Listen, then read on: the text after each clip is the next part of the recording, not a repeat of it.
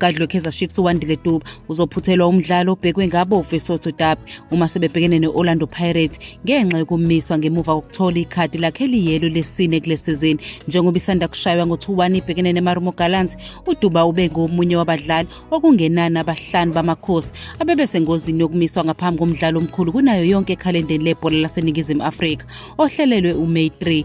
Anaso Miguel, uMduduzi Shabalala, uPule Mondi noTariq Morris nabo bebesengozini yokuphutha umdlalo nezimbangi zabo ezinkulu Orlando Pirates.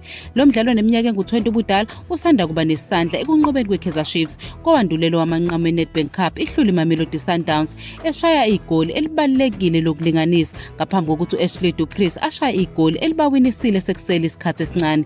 Kule sizini uDube usefaka amagoli ayisithupha nabasiza abathathu emidlalweni engu-23 kuyona yonke imiqhudelwano, okugqamisa ukubaluleka kwakhe eqenjini. Umqeqeshi oyinhloko uNasruddin Nabi ubhekene nenselelo yokuhlanganisa iqembu lakhe ngaphandle kosizo lukaDube njengoba i-Chiefs ilungiselela ukuhlangana neqembu le-Pirates nalo elibhekene nokuphoxeka ngemuva kokuphuma kwi-CAF Champions League.